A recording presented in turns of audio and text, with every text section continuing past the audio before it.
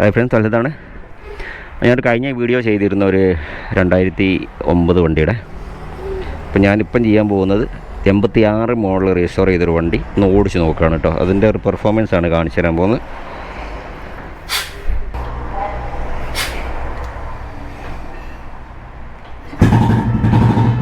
സ്റ്റാർട്ടായി. അപ്പോൾ ഇതിൻ്റെ എക്സോസ്റ്റ് നോട്ടാണ് കേൾക്കുന്നത്. ഇൻഡോറാണ് സൈലൻസർ. ഹെവി ക്രാങ്കാണ് വണ്ടി. 86 G2 B1 ഒന്നുമല്ല കേട്ടോ.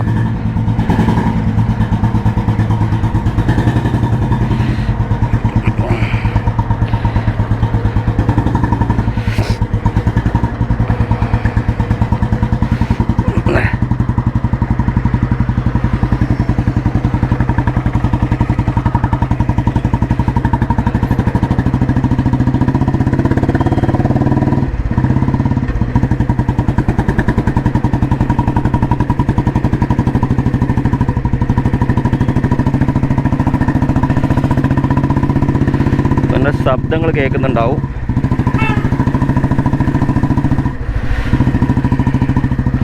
അപ്പം ഞാൻ ഇത് സെറ്റ് ചെയ്തേക്കുന്ന 3 പ്ലേറ്റ് ക്ലച്ചാണ്.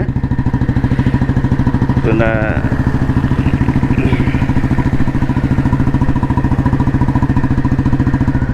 ഇത് നോക്കട്ടോ, ആ ഒരു നല്ല ഒരു എക്സോസിൻ്റെ ഒരു നോട്ടും കറക്റ്റായിട്ട് വണ്ടി റോഡിൽ കിടന്നിങ്ങനെ ഒഴുകുകയാണ് വണ്ടി കേട്ടോ. അപ്പോൾ ഞാൻ ഇത് മെയിൻ എടുക്കാനുള്ള കാരണം, വലിയ വില കൊടുത്ത് 2005, 2009 വണ്ടികൾ എടുത്ത് പൈസ ഉള്ള ആൾക്ക് എടുക്കാം കേട്ടോ. ഒരു വിലക്കും ഒരു പാകത്തിലുള്ള ഒരു വിലയൊക്കെയാണ് ഏത് വണ്ടി നമുക്ക് എടുക്കാവുന്നുള്ളൂ. കാരണം എപ്പോഴും ആ ഒരു മോഡൽ വണ്ടികൾക്ക് എൻജിൻ്റെ ഫേസിങ് തേയ്മാനങ്ങൾ കുറവായിരിക്കും. കാരണം അയച്ച് നാശാക്കി ഉണ്ടാവുമല്ലോ. 5, 6, 7, 10 പ്രാവശ്യം എൻജിൻ അയച്ചിട്ട് ഒന്നിനും പറ്റാത്ത പോലത്തെ ത്രെഡും കളഞ്ഞ് ഉള്ള വണ്ടികൾ ആവാതിരിക്കാൻ വേണ്ടിയിട്ടാണ് എപ്പോഴും ഈ ആളുകൾ ഇപ്പോൾ ഈ ഒരു വണ്ടിയിലേക്ക് പോകാനുള്ള വർക്ക് എടുക്കണം. വളരെ സുഖമാണ്. 2009 വണ്ടികളൊക്കെ വർക്ക് എടുക്കുമെന്ന് പറഞ്ഞാൽ വല്ലാതെ നമ്മൾ റീത്രെഡ് ചെയ്യേണ്ട കാര്യങ്ങളോ അല്ല ഫേസ് ചെയ്യേണ്ട കാര്യങ്ങളോ ഉണ്ടാവാറില്ല. അപ്പോൾ അതുകൊണ്ടാണ് എല്ലാവരും ആ ഒരു വണ്ടി പ്രിഫർ ചെയ്യുന്നതെന്ന് തോന്നുന്നു എനിക്ക് കേട്ടോ. കാരണം വലിയ തലവേദനയില്ല. പക്ഷേ ഇത് നല്ല വണ്ടികൾ നല്ല രീതിയിൽ പണിയെടുത്ത് പല പണി പഠിക്കുന്ന ആളുകളും പഠിക്കാത്ത ആളുകളും അറിയുന്ന ആൾക്കാർ മൊത്തത്തിൽ ഒരു ഉടായ്പ എന്നല്ല, പണി പഠിക്കുന്ന ആളുകൾ കൈ കിട്ടുന്ന സമയത്ത് ഓരോ കാര്യങ്ങൾ അവർക്ക് അറിയണ കാര്യം അവരങ്ങ് ചെയ്ത് നോക്കും. അപ്പോൾ വേറെ നാശമാവും. പിന്നെ വേറെ അവിടെ മൊത്തത്തിലൊരു ഹെഡൊക്കെ ഫിൻസൊക്കെ അയച്ചതിൻ്റെ ഫിൻസൊക്കെ അടത്തി കളഞ്ഞ് അയക്കാൻ അറിയാതെ അടത്തി കളഞ്ഞ് ചൂടി തട്ടി അയച്ച് ബെൻഡാക്കി സീറ്റിങ്ങൊക്കെ കളഞ്ഞിട്ടുള്ള വണ്ടികളായിരിക്കും പഴയ വണ്ടികൾ കൂടുതൽ ഉണ്ടാവുക എന്നുള്ളത് കൊണ്ടാണ് ഈ 2005 പുതിയ മോഡൽ കൂടിയ വണ്ടികൾക്ക് വല്ലാതെ എഞ്ചിൻ അയച്ചിട്ടുണ്ടല്ലോ. 1-2 പ്രാവശ്യമൊക്കെ മാക്സിമം ഉണ്ടാവുള്ളൂ. അതുകൊണ്ട് ആ ഒരു മൈനസ് കുറവായിരിക്കും എന്നുള്ളതുകൊണ്ടാണ് ഞാനപ്പോൾ പുതിയ മോഡൽ വണ്ടികൾ എടുക്കാമെന്ന് പറഞ്ഞത്. പക്ഷേ പെർഫോമൻസ് എപ്പോഴും ആ ഒരു ഓടി തഴമ്പിച്ച ഒരു പഴയ വണ്ടികൾ പെർഫോമൻസ് ഒന്നും ഈ വണ്ടികളൊന്നും തരില്ല എന്നുള്ളതാണ് വാസ്തവം കേട്ടോ. പെർഫോമൻസ് ഞാൻ ഉദ്ദേശിക്കുന്നത് ഹൈ പെർഫോമൻസ് അല്ല. ഒരു ബുള്ളറ്റ് കൊണ്ട് നമ്മൾ എന്താണ് ഉദ്ദേശിക്കുന്നത് ആ ഒരു സാധനം ഇതിൽ കിട്ടുന്നുണ്ടെന്നുള്ളതാണ്. ഞാൻ ഇതിൻ്റെ ടോർക്ക് കാണിച്ചു തരാം കേട്ടോ. എത്ര സ്പീഡിൽ എത്ര ലോ സ്പീഡിൽ വണ്ടി പോകുന്നുള്ളത്. പിന്നെ എപ്പോഴും പഴയ CI എഞ്ചിൻ വണ്ടി ഉപയോഗിക്കുന്ന ആൾ ശ്രദ്ധിക്കാറുള്ള നിങ്ങൾ കറക്റ്റ് ട്യൂണിങ് കറക്റ്റ് ആണോ എന്ന് അറിയാൻ വേണ്ടത് ഇറക്കി നോക്കിയാൽ മതി കേട്ടോ. വണ്ടി നല്ലൊരു കയറ്റിറക്കിയിട്ട് ത്രോട്ടിൽ കൊടുക്കാതെ വണ്ടി ഇറക്കി നോക്കിയാൽ ബാക്ക് ഫയർ ഇല്ലാത്ത രീതിയിൽ വണ്ടി ഓടുക ആണ് എന്നുണ്ടെങ്കിൽ, അതായത് ബാക്കിൽ പിടിച്ചു വലിയ ഒന്നുമില്ല ഫ്രീ ആയിട്ട് ഇങ്ങനെ വണ്ടി ഒഴുകി പോവുകയാണെന്നുണ്ടെങ്കിൽ തന്നെ അറിയാം വണ്ടീൻ്റെ ട്യൂണിങ് കറക്റ്റ് ആണെന്ന്.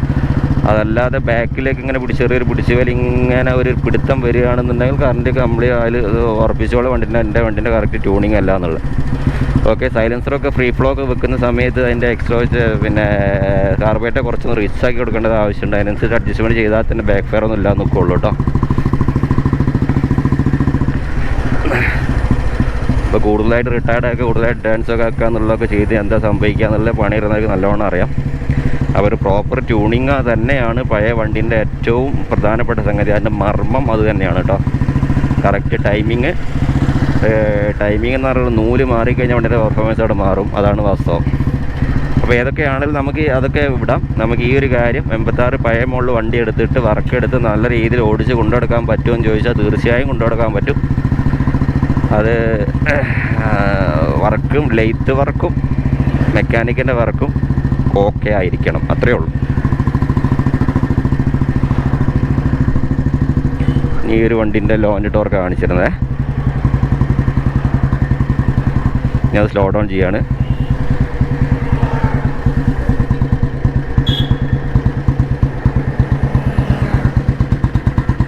സ്പീഡിലാണ് വണ്ടി പോകണം കേട്ടോ.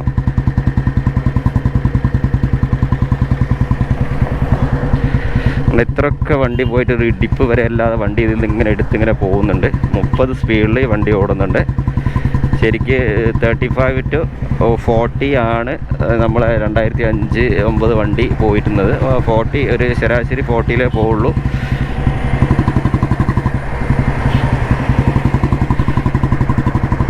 അപ്പോൾ ഈ വണ്ടി കുറച്ചുകൂടെ ഒന്ന് ഓടിക്കഴിഞ്ഞാൽ ഇതിനേക്കാളും താഴോട്ട് വണ്ടി പോകും കേട്ടോ. അതായത് ഞാൻ പറഞ്ഞല്ലോ, എപ്പോഴും ഒരു ഫ്ലോ കിട്ടുക എന്നുള്ളത് കറക്റ്റ്. പിസ്റ്റൺ റിങ്സ് ആണെങ്കിലും ക്രാങ്ക് ആണെങ്കിലും കറക്റ്റായിട്ട് ഓടി ആ ഒരു സെറ്റായിട്ട് ഫ്രീ ആയിട്ട് ഒഴുകാൻ തുടങ്ങുന്നൊരു ടൈം വരാണ്ട് ആ ടൈം എത്തുമ്പോൾ തന്നെയാണ് വണ്ടി ശരിക്കും ലോ ആൻഡ് ടോർക്ക് നല്ല ആസ്വദിച്ച് വണ്ടി ഓടിക്കാൻ പറ്റുക.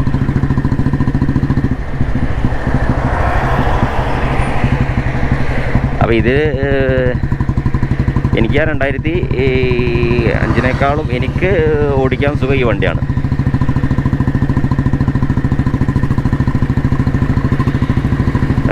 വണ്ടി 2000 ആ ഒരു വണ്ടി ലാസ്റ്റ് CI എൻജിൻ മോശമാണെന്ന് ഞാൻ ഒരിക്കലും പറയില്ല. ആ വണ്ടി നല്ല വണ്ടി തന്നെയാണ്. പക്ഷേ ആ ഒരു വണ്ടിയുടെ പ്രൈസ് മാത്രമാണ് ഞാൻ കമ്പയർ ചെയ്യുന്നത് കേട്ടോ. അല്ലാതെ ആ വണ്ടി മോശം കൊണ്ടൊന്നുമല്ല. ആ വണ്ടിയും കറക്റ്റായി ലോ ആൻഡ് ടോർക്കൊക്കെ ആക്കി എടുക്കാവുന്ന മാത്രമേ ഉള്ളൂ. ഇതിന് എൻ്റെ അടുത്ത് വരുന്ന സമയത്ത് 4 പ്ലേറ്റ് ക്ലച്ച് ആയിരുന്നു ഉണ്ടായിരുന്നത്. ക്ലച്ചിൻ്റെ കാര്യങ്ങൾ അലൈൻമെൻറ്റ് കറക്റ്റായ സമയത്ത് ഈ വണ്ടി കറക്റ്റായിട്ട് ഒരു 30 സ്പീഡിൽ നമുക്ക് പോകുന്നുണ്ട്. അപ്പം എല്ലാവർക്കും ഒന്നും ലോ ആൻഡ് ടോർക്കൊന്നും ആവശ്യം ഉണ്ടാവില്ല. മിക്കവാറും ഹൈവേ റൈഡ് മാത്രം സ്ഥിരമായിട്ട് ലോങ് പോകുന്ന ആൾക്ക് ലോ ആൻഡ് ടോർക്കിനേക്കാൾ ഏറ്റവും കൂടുതൽ നമുക്ക് ആവശ്യം വരിക കുറച്ചുകൂടി പിക്കപ്പ് ആയിരിക്കും. അതിന് നമുക്ക് അതിനനുസരിച്ചുള്ള കാര്യങ്ങളും ക്ലച്ചും ചെയ്യണം. എപ്പോഴും നമ്മൾ പർപ്പസാണ് നോക്കേണ്ടത്. അപ്പോൾ ഹൈ റേഞ്ച് മേഖലയിലുള്ള ആളുകൾ ഒരിക്കലും ക്രാങ്ക് വെയിറ്റ് വണ്ടി ഉപയോഗിക്കുകയും ചെയ്യരുത്. അതേമാതിരി വലിയ ചുരം കയറാൻ ഒരിക്കലും 3 ഡിസ്ക് ക്ലച്ച് ഉപയോഗിച്ച് ഓടുകയും ചെയ്യരുത് കേട്ടോ. അതിനൊക്കെ സ്ഥിരമായിട്ട് ഹൈ റേഞ്ച് മേഖല ഉപയോഗിക്കുന്നതാണ് എപ്പോഴും 4 5 ക്ലച്ച് ഉപയോഗിക്കാവുന്നതാണ്.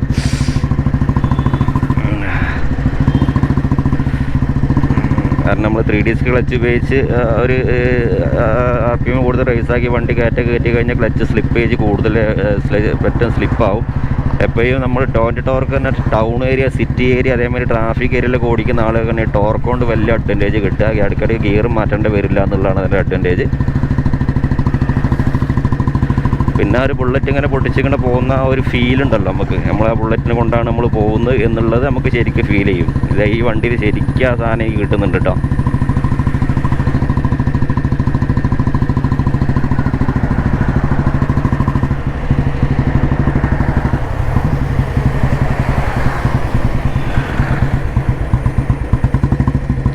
അപ്പോൾ ഞാൻ വീഡിയോ അതിൽ ലെങ്തി ആക്കുന്നില്ല. ഒന്നാമത് വണ്ടി കസ്റ്റമർ വന്ന് കൊണ്ടുപോയിട്ടില്ല. ഞാനത് വൈൻഡപ്പ് ചെയ്യാണ്. പെട്രോൾ കഴിഞ്ഞു എന്ന് തോന്നുന്നു. വണ്ടി നിന്നുണ്ട്. കുറച്ച് പെട്രോളെല്ലാം ഒഴിച്ചിട്ടുണ്ടായിരുന്നുള്ളൂ. കുറച്ച് ഓടിയിട്ടുണ്ട് വണ്ടി. അതൊന്ന് ഓടിച്ച് നോക്കി, കുറച്ച് കിലോമീറ്റർ ഓടിച്ച് നോക്കിയിട്ട് കസ്റ്റമർ കൊടുക്കുക. കസ്റ്റമർ വരെ വന്നില്ല. ഇങ്ങനത്തെ വണ്ടികളൊക്കെ എനിക്ക് ഭയങ്കര ബുദ്ധിമുട്ടാണ്. വർക്ക് കഴിഞ്ഞാൽ ചില ആളുകൾ അവിടെ വെച്ച് ഇങ്ങനെയൊക്കെ വൈകിപ്പിക്കും ഡെലിവറി ആക്കാതെ. വളരെ റെയറേ അങ്ങനത്തെ കസ്റ്റമറെ കിട്ടാറുള്ളൂ. അല്ലാതെ ചില ആളുകൾ അവസാനത്തിനിട്ട് മുറുക്കണ കാത്തുക്കും വണ്ടി എടുത്ത് കൊണ്ടുപോകാൻ. അപ്പോൾ അങ്ങനെ ഇപ്പം കുറച്ചൊരു ഹോൾഡായി പോയി വണ്ടി. ഒന്നുമില്ല, വിദേശത്തായത് കൊണ്ടാണ്. പുള്ളിക്കാരൻ നാട്ടിലില്ല, അതാണൊരു ബുദ്ധിമുട്ട്. അപ്പോൾ ഇനി വിദേശത്തിലെ ആൾക്കാരെ വണ്ടി എടുക്കുന്നതിൽ നമ്മൾ തീരുമാനിക്കേണ്ടി വരുമെന്നാണ് എനിക്ക് തോന്നുന്നത്. കാരണം ഏതായാലും അത് പോട്ടെ, ഒന്നുമില്ല വിഷയം. അപ്പോൾ നമ്മൾ ഏത് വണ്ടി വലിയ വില കൊടുത്ത് ഒരിക്കലും 2005-09 വണ്ടി എടുക്കേണ്ട കാര്യങ്ങൾ. ഏതൊരു വണ്ടി എടുത്തു കഴിഞ്ഞാലും നല്ല വണ്ടിയാണെന്നുണ്ടെങ്കിൽ ഓയിലീക്കോ കാര്യങ്ങളോ എൻജിൻ കേസിങ് കാര്യങ്ങളോ വല്ല വടക്ക് നശിപ്പിക്കാത്ത വണ്ടികൾ, ചില സിംഗിൾ ഓണർഷിപ്പ് കുറേ മറിയാത്ത വണ്ടികളൊക്കെ ഉണ്ടാവും, നല്ല വണ്ടികളൊക്കെ ഉണ്ടാവും. ആ വണ്ടികൾ തപ്പി പിടിച്ച് നല്ലൊരു ലെയ്ത്ത് വർക്കൊരു നല്ലൊരു പിന്നെ പണിക്കാരെയും കിട്ടിക്കഴിഞ്ഞാൽ വണ്ടി സെറ്റ് ചെയ്ത് നല്ല രീതിയിൽ ഓടിക്കാൻ പറ്റും. വൺ തിങ് ശ്രദ്ധിക്കുക, എഞ്ചിൻ പണി കഴിഞ്ഞാൽ ഒരിക്കലും ലോങ് റൈഡ് ഓടരുത്. ഒരു 50-60 സ്പീഡ് ഓടിച്ചിട്ട് നമ്മൾ വണ്ടി 1000 കിലോമീറ്ററുകൾ വണ്ടി സെറ്റാക്കിയതിന് ശേഷം മാത്രം ലോങ് റൈഡ് ഓടുക. ഈ ഒരു കാര്യം എല്ലാവരും ശ്രദ്ധിക്കുക. അതല്ലാതെ ആരെന്ത് പണിയെടുത്തിട്ട് ആരെ കുറ്റം പറഞ്ഞിട്ടും കാര്യമില്ല. ആ വണ്ടിക്ക് എങ്ങനെയാണോ കമ്പനി പറയുന്ന ആ രീതിയിൽ നമ്മൾ കൊണ്ടുവന്നാൽ തന്നെ വണ്ടി ഓടുള്ളൂ കേട്ടോ. ആ ഒരു കാര്യം എല്ലാം ശ്രദ്ധിക്കുക. അടുത്ത വീഡിയോ കാണാം. Thanks for watching.